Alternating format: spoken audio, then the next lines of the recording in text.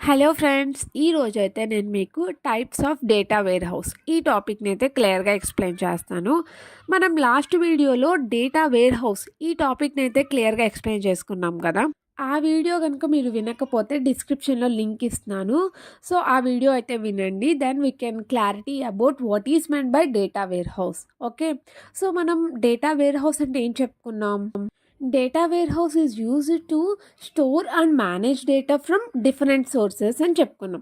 అంటే different sources నుంచి డేటాని కలెక్ట్ చేసి ఆ కలెక్ట్ చేసిన ఇన్ఫర్మేషన్ని మొత్తాన్ని కూడా వేర్ హౌస్లో స్టోర్ చేయడం వల్ల ఈ డేటా వేర్ హౌస్ ఏం చేస్తుంది అంటే it's make a better decision తీసుకునేలాగా ఇది మనకి చూపిస్తుంది అనమాట. సో నేను మీకు ఎగ్జాంపుల్ కూడా చెప్పాను. ఏం తీసుకున్నాను? ఆన్లైన్ షాపింగ్ అని తీసుకున్నాను.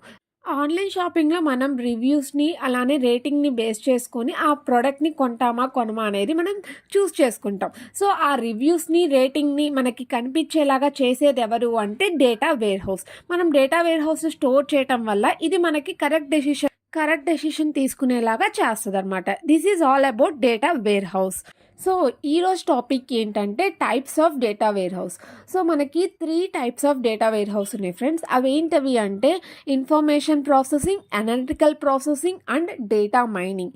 ఈ 3 అప్లికేషన్స్ని యూజ్ చేసుకొని మనం డైలీ లైఫ్లో ఈ డేటా వేర్ హౌస్ని యూజ్ చేస్తాం. First type of data warehouse is information processing data warehouse.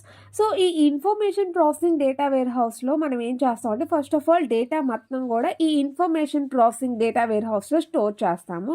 So ఈ స్టోర్ చేసిన ఇన్ఫర్మేషన్ని బేస్ చేసుకొని మనం ఏదైనా క్వశ్చన్ చేస్తే querying is nothing but a question అన్నమాట. సో క్లయింట్ అనేవాడు క్వశ్చన్ చేస్తే ఆ క్వశ్చన్కి తగ్గట్టుగా ఇన్ఫర్మేషన్ మొత్తాన్ని కూడా అది మనకి రిట్రీవ్ చేస్తుంది అనమాట. సో మీనింగ్ఫుల్ రిజల్ట్ అనేది మనకి ఇస్తుంది. మీనింగ్ఫుల్ రిజల్ట్ని ఇది ఎలా ప్రాసెస్ చేస్తుంది అంటే బై యూజింగ్ సమ్ టూల్స్. ఆ టూల్స్ ఏంటవి అంటే cross tables, charts or graphs helps to make the data more understandable. Okay, so ఈ ఇన్ఫర్మేషన్ ప్రాసెసింగ్లో ఏ డేటా అయితే మనం స్టోర్ చేస్తామో ఆ డేటాని మొత్తం కూడా ఇది ప్రాసెస్ చేసి ఇది మనకి మీనింగ్ఫుల్ రిజల్ట్ అనేది ఇస్తుంది. సో ఈ ప్రాసెసింగ్ అనేది by using tables, charts, graphs ఇలా వీటిని యూజ్ చేసుకొని ఇది ప్రాసెస్ చేస్తుంది అనమాట. నేను మీకు క్లియర్గా ఒక ఎగ్జాంపుల్ చెప్తాను, క్లియర్గా అర్థమవుతుంది. సో చూడండి, ఒక రిటైల్ కంపెనీ ఉంది. ఈ రిటైల్ కంపెనీకి సంబంధించిన data like sales transactions, like product informations, తర్వాత కస్టమర్ ఇన్ఫర్మేషన్, ప్రతి ఇన్ఫర్మేషన్ కూడా ఈ డేటా వేర్ హౌస్లో స్టోర్ చేశారన్నమాట. సో స్టోర్ చేసిన ఇన్ఫర్మేషన్ని బేస్ చేసుకొని క్లయింట్ అనేవాడు ఏదైనా క్వశ్చన్ చేశాడంటే ఆ క్వశ్చన్ ఏంటి అంటే స్పెసిఫిక్గా ఒక ప్రోడక్ట్ మంత్లీ సేల్స్ కోసం తెలుసుకోవాలనుకుంటున్నాడు. ఓకే, ఏదైనా ప్రోడక్ట్ ఉంది, ఆ ప్రోడక్ట్ యొక్క మంత్లీ సేల్స్ కోసం క్లియర్గా తెలుసుకోవాలనుకుంటున్నాడు. దెన్ ఇన్ఫర్మేషన్ ప్రాసెసింగ్ ఏం చేస్తుంది అంటే the data warehouse processed the query by aggregations relevant data calculating monthly sales figure. Okay, so ఇలా క్యాలిక్యులేట్ చేసి మనకి రిజల్ట్ ఎలా ప్రజెంటేషన్ చేస్తుంది అంటే బార్ గ్రాఫ్స్లోను, టేబుల్స్లోను, అలానే పై చార్ట్స్ని వీటన్నిటిని యూజ్ చేసుకొని మనకు అనేది రిజల్ట్ అనేది ప్రజెంటేషన్ చేస్తుంది. సో బార్ గ్రాఫ్ని యూజ్ చేసుకొని ఎలా ప్రజెంటేషన్ చేస్తుంది అంటే మంత్లీ సేల్స్. సో ఈ మంత్లో ఇంత సేల్ ఉంది, ఈ మంత్లో ఇంత సేల్ ఉంది అని పర్టికులర్ ప్రోడక్ట్ గురించి మంత్లీగా సేల్స్ని చూపిస్తుంది. అలానే టేబుల్స్లో ఏం చూపిస్తుంది అంటే టేబుల్స్లో మంత్లీ సేల్స్ డేటాని చూపిస్తుంది. అంటే ఆ ప్రోడక్ట్కి సంబంధించిన ఈ మంత్లో మనం ఇంత కొన్నాము, ఈ మంత్లో ఇంత కొన్నాము అని చెప్పి ప్రతిదీ కూడా టేబుల్లో చూపిస్తుంది. అండ్ నెక్స్ట్ పై చార్ట్ని యూస్ చేసుకొని ఓవరాల్ సేల్స్ అన్నిటినీ కూడా చూపిస్తుంది. అంటే సో మనం ఇంత పర్సెంటేజ్ సేల్స్ కొన్నాము, మనం ఇంత సేల్ చేసాము, ఇంకా మిగిలింది ఇంత అని చెప్పి ప్రతిదీ కూడా మనకి పై చార్ట్ రూపంలో చూపిస్తుంది అనమాట. సో ఈ విధంగా మనం ఈ ఇన్ఫర్మేషన్ ప్రాసెసింగ్ని యూజ్ చేసుకొని ఈ ఇన్ఫర్మేషన్ ప్రాసెసింగ్ ఏం చేస్తుంది అంటే మనం స్టోర్ చేసిన డేటాని బేస్ చేసుకొని దాని యొక్క ఓవర్వ్యూ అనేది ఇస్తుంది. దెన్ ఆ ఓవర్వ్యూని బేస్ చేసుకొని మనం ఆ ప్రోడక్ట్ని అంటే మనం ఇప్పుడు సేల్స్కి అది ఇంకా ఎక్కువ కొనాలా లేదంటే మనం ఈ సేల్స్ని ఆపేయాలా, మనం ఒక డెసిషన్ అనేది తీసుకుంటాం అనమాట. ఓకే, సో కస్టమర్ ఎక్కువగా లైక్ చేస్తున్నాడు, ఇది ఎక్కువగా పోతుంది అంటే మనం ముందుగానే ఎక్కువ స్టాక్ని మనం పర్చేస్ చేసుకొని పెట్టుకుంటాం. అలా కాకుండా ఇది అసలు పోవడం లేదు అంటే దీన్ని మనం తగ్గిస్తాం అనమాట. సో మనం డెసిషన్ని తీసుకునేలాగా ఈ ఇన్ఫర్మేషన్ ప్రాసెసింగ్ అనేది చేస్తారు. క్లియర్ ఇన్ఫర్మేషన్ మొత్తాన్ని కూడా మనం తెలుసుకుంటాం బై యూజింగ్ ఈ ఇన్ఫర్మేషన్ ప్రాసెసింగ్. ఓకే, సో మీకు ఈ డెఫినేషన్ క్లియర్గా అర్థమైంది అనుకుంటున్నాను. సో ఒకసారి నేను పెట్టిన ఇన్ఫర్మేషన్ మొత్తాన్ని కూడా మీరు చదివినా కానీ మీకు యూస్ఫుల్ అవుతుంది. సో ఎగ్జాంపుల్ కూడా నేను క్లియర్గా రాశాను, ఇక్కడ మీరు చూసుకోండి. Okay, second type of data warehouse is analytical processing data warehouse.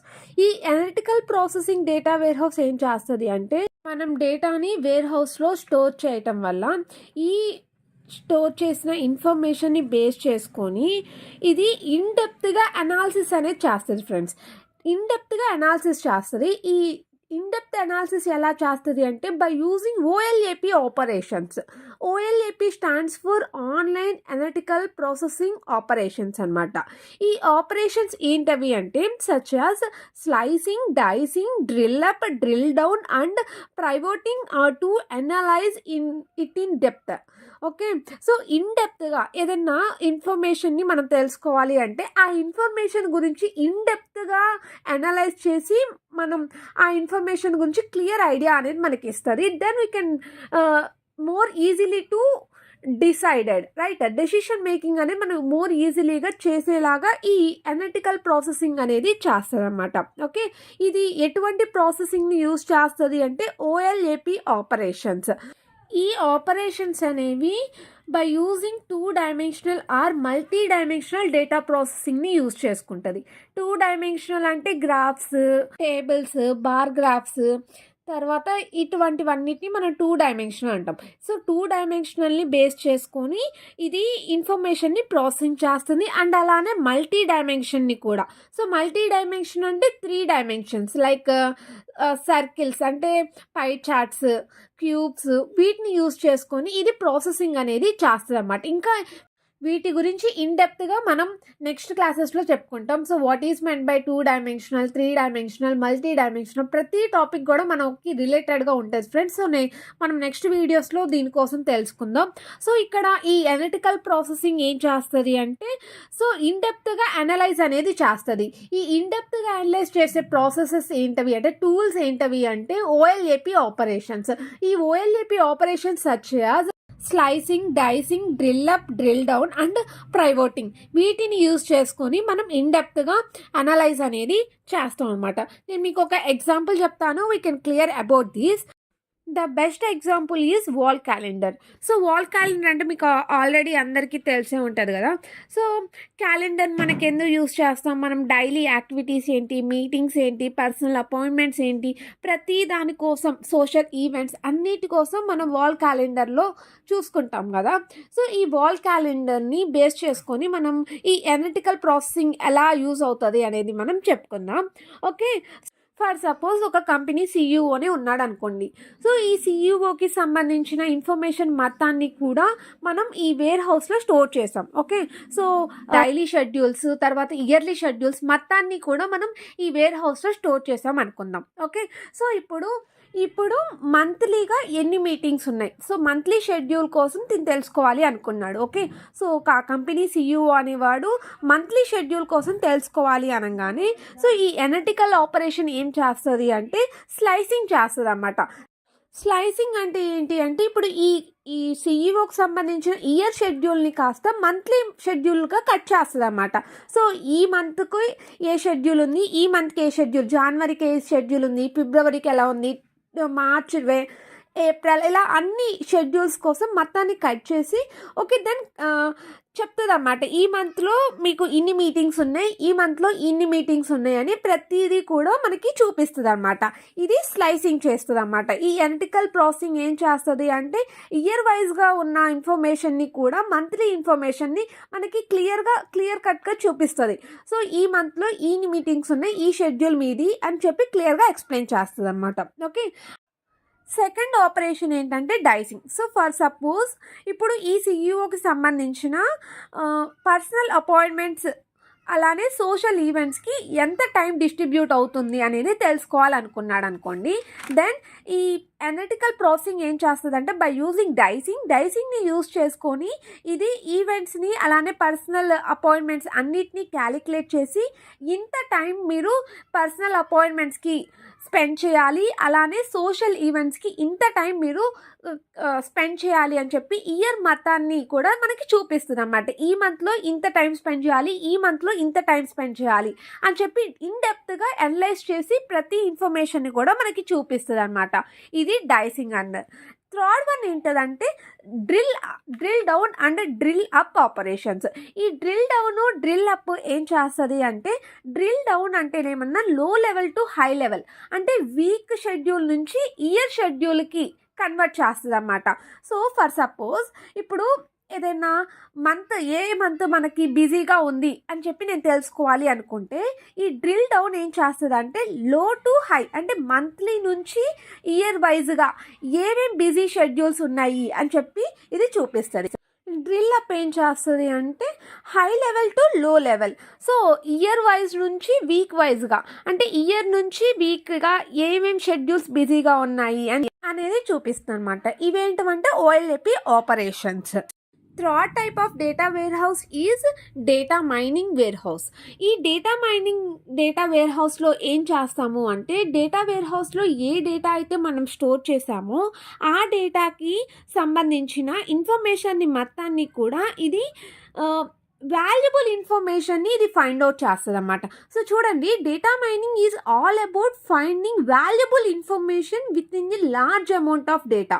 So large amount of డేటాలో వాల్యుబుల్ ఇన్ఫర్మేషన్ని ఇది ఫైండ్ అవుట్ చేయడానికి మనం యూజ్ చేసే డేటా వేర్ హౌస్ అనమాట. ఓకే, సో ఇది ఎలా ప్రాసెసింగ్ చేస్తుంది అంటే, it processes of analysing hidden patterns and associations is nothing but relationships and insights from large amount of data. అంటే ఏంటి హిడెన్ ప్యాటర్న్స్ అంటే ఏంటి, రిలేషన్షిప్స్ అంటే ఏంటో నేను మీకు క్లియర్గా ఒక ఎగ్జాంపుల్ తీసుకొని చెప్తాను. ఓకే, బెస్ట్ ఎగ్జాంపుల్ ఏంటి అంటే ఆన్లైన్ షాపింగ్. ఇప్పుడు చూడండి, ఆన్లైన్ షాపింగ్లో మనం ఏదైనా ప్రోడక్ట్ని పర్చేస్ చేసినప్పుడు ఆ ప్రోడక్ట్కి సంబంధించిన రిలేటెడ్ ఐటమ్స్ అన్నీ కూడా మనకు చూపిస్తూ ఉంటుంది. అంటే ఇప్పుడు నేను ఒక మొబైల్ని పర్చేస్ చేయాలనుకున్నాను. సో నాకు ఏ మొబైల్ కావాలో ఆ మొబైల్ క్లిక్ చేసుకున్నాను, అది నేను తీసుకోవాలనుకున్నాను. తీసుకున్న తర్వాత మనకి ఆ మొబైల్కి సంబంధించిన ఇన్ఫర్మేషన్తో పాటు ఇంకా రిలేటెడ్ ఇన్ఫర్మేషన్ని కూడా చూపిస్తుంది. అంటే ఇప్పుడు ఈ మొబైల్కి స్క్రీన్ కార్డ్ కావాలి అని చెప్పి స్క్రీన్ కార్డ్ ఎక్కువగా యూస్ చేస్తున్నారు, అందరు తీసుకుంటున్నారు ఈ మొబైల్తో పాటు అని చెప్పి, మొబైల్తో పాటు హెడ్ ఫోన్స్ని తీసుకుంటున్నారు అని చెప్పి మనకి హిడెన్ ప్యాటర్న్స్ అంటే రిలేటెడ్ ఐటమ్స్ అనమాట. సో రిలేటెడ్కి అంటే ఆ ఫోన్కి రిలేటెడ్గా ఏమేమైతే ఉన్నాయో వాటన్నిటినీ కూడా ఇది చూపిస్తుంది అన్నమాట. ఇది డేటా మైనింగ్ చేస్తుంది. అంటే వాల్యుబుల్ ఇన్ఫర్మేషన్ని మనకు చూపిస్తుంది. ఆ ఇన్ఫర్మేషన్తో పాటు వాల్యుబుల్ ఇంకా ఏమన్నా ఇన్ఫర్మేషన్స్ ఉంటే అవన్నీ కూడా చూపిస్తుంది. దాన్ని మనం హిడెన్ ప్యాటర్న్స్ అంటారు. ఆ తర్వాత రిలేషన్షిప్స్ అంటే ఇవే. ఇప్పుడు ఫోన్ కొన్న వాళ్ళు ఖచ్చితంగా పౌచ్ కొనాలి, అందుకని పౌచ్కి రిలేటెడ్ ఐటమ్స్ అని చెప్పి ఇవి చూపిస్తుంది అన్నమాట. ఇలా మనకి ఆన్లైన్లో మీరు చూస్తూ ఉంటారు, ఖచ్చితంగా మీరు ఏదైనా ప్రోడక్ట్ని కొనేటప్పుడు ఖచ్చితంగా అది చూపిస్తూ ఉంటుంది. రిలేటెడ్ ఐటమ్స్ ఇవి ఎక్కువగా పర్చేస్ చేస్తున్నారు, దీంతో పాటు ఇవి పర్చేస్ చేస్తున్నారు అని చెప్పి చూపిస్తుంది. ఇలా ఎవరు చూపిస్తున్నారు, ఎలా ఇదంతా జరుగుతుంది అంటే by using data warehouse అనమాట. సో ఈ డేటా మైనింగ్ అనేది ఇలా మనకి రిలేటెడ్ ఐటమ్స్ని చూపిస్తుంది. ఓకే, ఇది డేటా మైనింగ్ అంటే. సో మీకు అన్నీ అర్థమైంది అనుకుంటున్నాను. అసలు ఈ డేటా వేర్ హౌస్ ఏంటి, types of data warehouse మొత్తం మీకు క్లియర్గా అర్థమైంది అనుకుంటున్నాను. ఏదైనా డౌట్స్ ఉంటే కామెంట్ సెక్షన్లో కామెంట్ చేయండి.